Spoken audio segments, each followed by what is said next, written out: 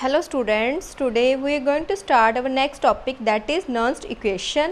अब तक हम लोग कर चुके हैं how to calculate the electropotential और cell potential at standard condition. अब by using this Nernst equation how we can calculate the cell potential electropotential at any condition, तो वो हम करेंगे with the help of Nernst equation. कैसे cell का जो potential है या इलेक्ट्रोड का जो पोटेंशियल है वो डिपेंड करेगा कंसंट्रेशन के ऊपर, टेम्परेचर और atmospheric pressure by Nernst equation. Clear. तो हमारे पास नर्स्ट इक्वेशन क्या होती है, E is equals to E not minus 2.303 upon NF into RT log 10 base 10 concentration of product upon concentration of reactants. तो रेक्टेंट और प्रोडक्ट और रेक्टेंट की जो कंसनट्रेशन है उनको हम रिप्रेजेंट करते हैं विद Q. ये आपने +1 में इक्विलिब्रियम चैप्टर में किया होगा. अगर हम प्रोडक्ट और रेक्टेंट की जो कंसनट्रेशन की रेशियो लिखते हैं, अगर हम इक्विलिब्रियम पे लिखें तो वो हमारे पास क्या होता है K, that is equilibrium constant. अगर हम एट एनी कंसनट्रेशन पे लो तो वो क्या होता है रिएक्शन कांस्टेंट. तो यही वहाँ पे यूज़ किया हुआ है हमने. तो यहाँ पे ये सारी टर्म्स हम वन बाय वन डिफाइन करते हैं. तो ये हमारे पास नर्स्ट इक्वेशन है. इसके बेस्ड न्यूमेरिकल CBSE बोर्ड की पॉइंट ऑफ व्यू से बहुत इंपॉर्टेंट है. ठीक है, तो पेपर में आता ही है. तो यहाँ पे हमारे पास क्या क्या टर्म्स हैं. What is E, M of the cell at any concentration और टेम्परेचर. क्लियर. तो ये हमने फाइंड आउट करना होगा एनी टेम्परेचर के ऊपर, एनी कंसंट्रेशन के ऊपर. और E नोट क्या था हमारे पास, स्टैंडर्ड EMF या इलेक्ट्रोपोटेंशियल आप कह सकते हो, जो कि हमें क्या होगा गिवन होगा. और यहाँ पे नेक्स्ट क्या है हमारे पास, constant 2.303 into R. R is a gas constant. तो इसकी वैल्यू हमारे पास काफ़ी सारी होती है. तो हमने कौन सा यूज़ करना है एनर्जी वाले टर्म्स का, 8.3 जूल पर मोल केल्विन, ये हम यूज़ करेंगे. टेम्परेचर क्या है हमारा, T is a temperature that is used in kelvin. N is a number of electron lost. अगर हम इलेक्ट्रोड्स का पोटेंशियल निकाल रहे हैं, अगर हम ऑक्सीडेशन पोटेंशियल निकालेंगे या रिडक्शन पोटेंशियल निकालेंगे, तो हम यहाँ पे यूज़ करेंगे नंबर ऑफ इलेक्ट्रॉन लॉस्ट या number of electron gain in the case of oxidation reduction. अगर हम सेल के लिए इस रिएक्शन को यूज़ करेंगे तो हम वहाँ पे यूज़ करेंगे नंबर ऑफ इलेक्ट्रॉन ट्रांसफ़र, कितने इलेक्ट्रॉन्स ट्रांसफ़र हुए हैं फ्रॉम ऑक्सीडेशन टू रिडक्शन में, कितने इलेक्ट्रॉन्स ट्रांसफ़र हुए हैं. तो नेक्स्ट है हमारे पास F इज़ अ 1 फेराडे, जो हम लास्ट वीडियो में कैलकुलेट किया था. The charge on 1 mole of electrons that is 96,500 coulomb, जो हमने कैलकुलेट किया हुआ है. लॉग बेस 10 है हमारे पास. प्रोडक्ट और रेक्टेंट की कंसंट्रेशन है. इन केस ऑफ जो हमारे रेक्टेंट और प्रोडक्ट्स की जो कंसंट्रेशन होती है, अगर हम गैसियस की बात करेंगे तो वहाँ पे कंसंट्रेशन की जगह क्या गिवन होगा हमें, पार्शियल प्रेशर. क्लियर. तो यहाँ पे हमारे पास ये जो टर्म है नर्स्ट इक्वेशन है, इसको हम और सिंप्लीफाई करेंगे. बिकॉज जो हमारे पास बोर्ड के एग्जाम्स में क्या होता है, रूम टेम्परेचर हमें क्या होगा गिवन होता है. 99% हमें क्या होगा, रूम टेम्परेचर उसमें गिवन होगा. तो दैट केस में क्या होगा, नर्स्ट इक्वेशन को हम और सिंप्लीफाई करेंगे फॉर न्यूमेरिकल पर्पस.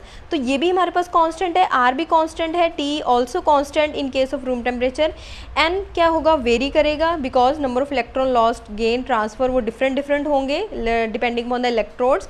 और F is a Faraday constant that is also again a constant. तो इन सबकी वैल्यू पुट करने के बाद जो सिंप्लीफाई करके हमारे पास नर्स्ट इक्वेशन आई है, जो हमने यूज़ करनी है फ्रॉम न्यूमेरिकल्स, 99% हमने ये इक्वेशन यूज़ करनी है. तो वो क्या है हमारे पास, E is equals to E not minus 0.059 upon N. And हमें इलेक्ट्रॉन्स है, कितने इलेक्ट्रॉन्स उन्होंने पार्टिसिपेट किया है, तो वो हम डिपेंड करता है सेल रिएक्शन के ऊपर. Log base 10 concentration of products upon reactants. Clear. तो नर्स्ट इक्वेशन आपको क्लियर हो गई होगी. तो इसके बेस्ड हम क्या करते हैं, हम न्यूमेरिकल्स करते हैं. नेक्स्ट है हमारे पास, तो ये इक्वेशन हम दो तरीके से यूज़ कर सकते हैं. इस इक्वेशन को हम इलेक्ट्रोड का पोटेंशियल निकालने के लिए भी हम यूज़ कर सकते हैं, और सेल का पोटेंशियल निकालने के लिए भी हम इस इक्वेशन को यूज़ कर सकते हैं. ठीक है. तो पहले हम किस पे ऊपर इसको अप्लाई करेंगे, पर्टिकुलर इलेक्ट्रोड का. ठीक है, इलेक्ट्रोड का पोटेंशियल निकालने के लिए यूज़ करेंगे इसको. तो फर्स्ट है हमारे पास numerical, find the reduction potential and oxidation potential of Fe2 positive, concentration given है हमें, और Fe solid at 25 degree Celsius. तो हमें मैंने बताया ही था हमें रूम टेम्परेचर गिवन होगा, तो 25 डिग्री सेल्सियस क्या होगा 298 केल्विन। ठीक है, तो ऑलरेडी हमने उसको सिंप्लीफाई कर रखा है उस इक्वेशन को। तो यहाँ पे आप कोई भी इसका पहले ऑक्सीडेशन पोटेंशियल भी निकाल सकते हो, रिडक्शन पोटेंशियल भी निकाल सकते हो, बट अकॉर्डिंग टू आईयूपीएक हम क्या करेंगे, इसका रिडक्शन पोटेंशियल निकालेंगे, उससे हमें डायरेक्ट क्या मिल जाएगा, उसका ऑक्सीडेशन पोटेंशियल। जो पोटेंशियल आप निकालना चाहते हो तो इक्वेशन भी हम उसी की लिखेंगे। अगर आप रिडक्शन पोटेंशियल निकालना चाहते हो तो हम इक्वेशन भी किसकी लिखेंगे, रिडक्शन की। रिडक्शन में क्या होता है, गेन ऑफ इलेक्ट्रॉन्स। सबसे पहले हमारे पास क्या था, नॉन्स्ट इक्वेशन क्या है, E इज इक्वल्स टू, यहाँ पे सेल जो इलेक्ट्रोड का हमने क्या निकालना है, रिडक्शन पोटेंशियल। तो ये क्या होगा, उस सेल का स्टैंडर्ड रिडक्शन पोटेंशियल जो हमें गिवन होगा, minus 0.059 upon n log 10 product और रिएक्टेंट की कंसंट्रेशन। तो यहाँ पे हमारे पास क्या है, F कहाँ से रिड्यूस हो रहा है, Fe 2 से 2 पॉजिटिव टू 0 से आ रहा है। क्लियर, तो कितने इलेक्ट्रॉन्स उसने गेन किए, यहाँ पे रिडक्शन हुआ bye gaining 2 electrons, Fe solid में कन्वर्ट हुआ। तो n की वैल्यू कितनी आ गई हमारे पास 2। तो उसकी कंसंट्रेशन कितनी गिवन थी, 0.01 मोलर। तो इसको हम लिख सकते हैं 10 की पावर -2, क्योंकि ये 1/100 आएगा, उसको हम लिख सकते हैं 10 की पावर -2। और यहाँ पे ये भी आपने +1 में किया हुआ है इक्विलिब्रियम चैप्टर में, जो हमारे पास प्योर सॉलिड और लिक्विड होते हैं उनकी जो कंसंट्रेशन हम लेते हैं वो क्या होगी 1। क्लियर, तो यहाँ पे हमारे पास इसका रिडक्शन पोटेंशियल क्या आएगा, Fe2 positive to Fe is equals to -0.45, ये इसका स्टैंडर्ड रिडक्शन पोटेंशियल होता है आयरन का, जो हमें गिवन है, minus 0.059 upon 2, what is 2, n number of electrons gain, log 10 Fe upon Fe2 positive. तो Fe क्या है हमारे पास, प्योर सॉलिड, जिसकी कंसंट्रेशन क्या होगी 1, और Fe2 पॉजिटिव की क्या होगी 10 की पावर -2। अब हम इसको सॉल्व करते हैं। तो यहाँ पे स्टैंडर्ड वैल्यू पुट की 0.059 log 1 अपॉन log -2। तो आपने मैथमेटिक्स में ये लॉग किया होगा, how to solve log m upon log n का फॉर्मूला होता है log m इंटू m। तो यहाँ पे हमारे पास क्या होगा, minus this of this upon 2 log 10।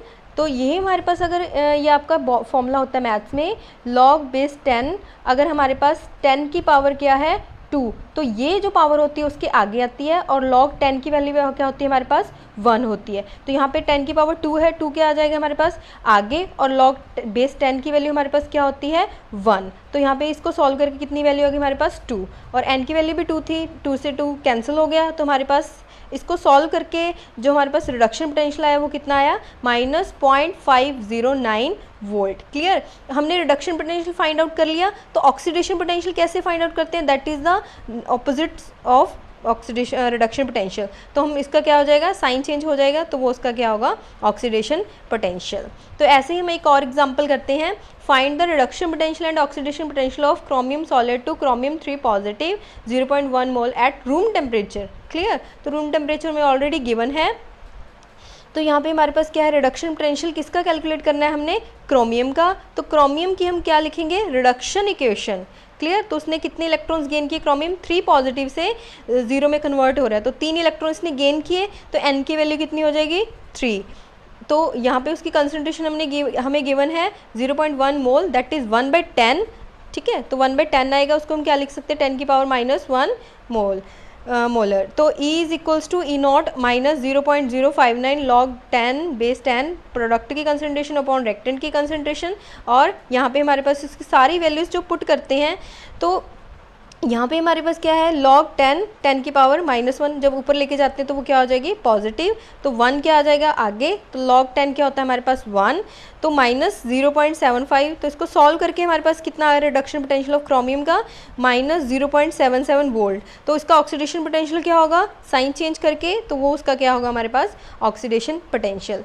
अब नेक्स्ट हम क्या करेंगे, इन दोनों को जो हम यहाँ पे हमने आयरन और क्रोमियम को लेके हमने क्या किया था, इनके इलेक्ट्रो पोटेंशियल निकाले हैं। ठीक है, तो इन्हीं दोनों को यूज़ करके हम क्या बनाएंगे, अब सेल बनाएंगे। तो सेल पे हम कैसे अप्लाई कर सकते हैं इस इक्वेशन को, how to calculate the EM of this cell at any condition any concentration. तो यहाँ पे हमारे पास क्या है, लेफ्ट, ये क्या है हमारे पास लेफ्ट साइड क्या है, ये एनोड है। ठीक है, जिस साइड क्या होती है हमारी ऑक्सीडेशन, और ये हमारे पास क्या है कैथोड है। क्लियर, तो यहाँ पे हम डायरेक्ट सेल के ऊपर नर्स्ट इक्वेशन अप्लाई करेंगे। क्लियर,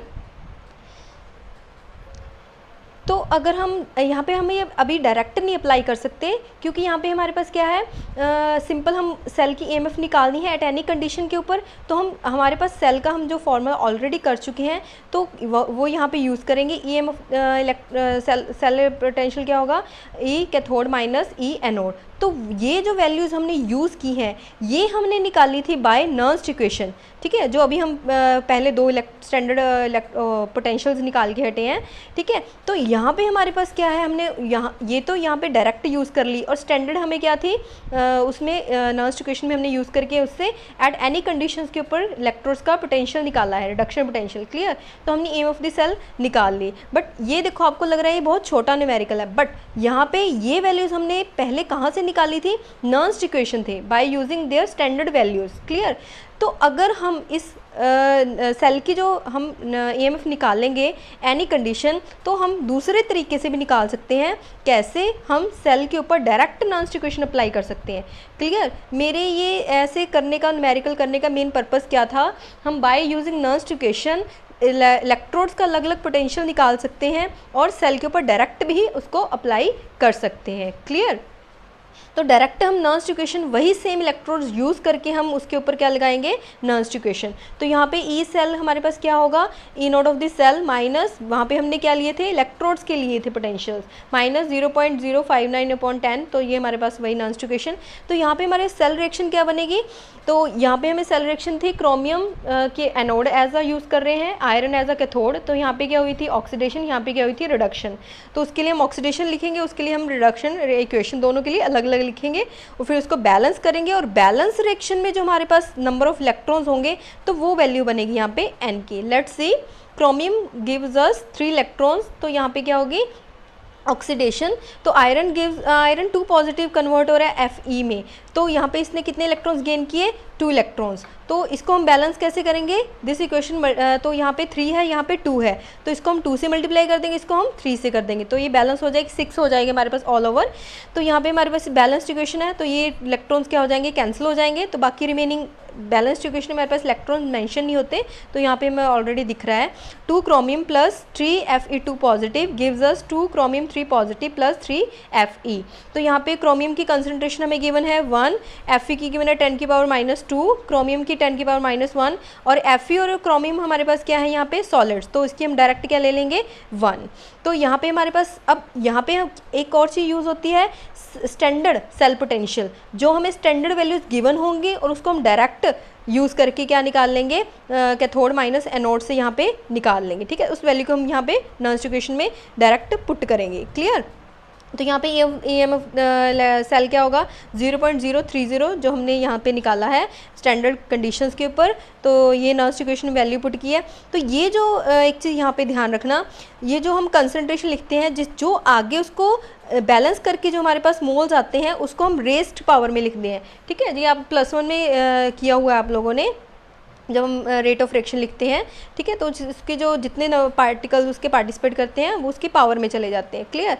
तो यहाँ पे हमारे पास क्या है, प्रोडक्ट में क्या है हमारे पास, क्रोमियम 3 पॉजिटिव, और Fe को लिखने की ज़रूरत नहीं है, आप लिख भी सकते हो क्योंकि वो हमारे पास क्या ऑलरेडी 1। तो नीचे भी हमारे पास क्रोमियम आप लिख सकते हो, वो भी क्या है हमारे पास 1 है, क्लियर। तो अब एक बार लिख लो तो आपको क्लियर हो जाए, कन्फ्यूज़न नहीं होगी। तो यहाँ पे हमारे पास क्रोमियम की क्या कंसंट्रेशन 10⁻², और आगे कितने उसके बाद 2, वो पावर में चले गए। और नेक्स्ट है हमारे पास आयरन के क्या है 10⁻2, और कितने हैं आगे 3। तो इसको हम सॉल्व करते, तो उस सबको सॉल्व करके लॉग की वैल्यू सॉल्व करके कितना आ गया 10⁴। तो 4 क्या आ जाएगा, उसके आगे आ जाएगा, और लॉग 10 क्या होता है हमारे पास 1। तो उसकी सारी वैल्यू को सॉल्व करके कितना आ गया 1। तो ये हमारा प्रूफ भी हो गया, क्योंकि हमने जब अलग अलग इलेक्ट्रोड्स के ऊपर पोटेंशियल निकाल के जब हमने नर्न्स्ट इक्वेशन अप्लाई की थी, सेल का निकाला था, तो भी वैल्यू हमारे पास 0.26 आई थी, और यहाँ पे हमारी 0.26 आ रही है, क्लियर। तो यहाँ पे हम क्या, आपको क्लियर है, इसको हम डायरेक्ट भी अप्लाई कर सकते हैं और हम अलग अलग पोटेंशियल अलग अलग इलेक्ट्रोड्स के ऊपर भी अप्लाई कर सकते हैं।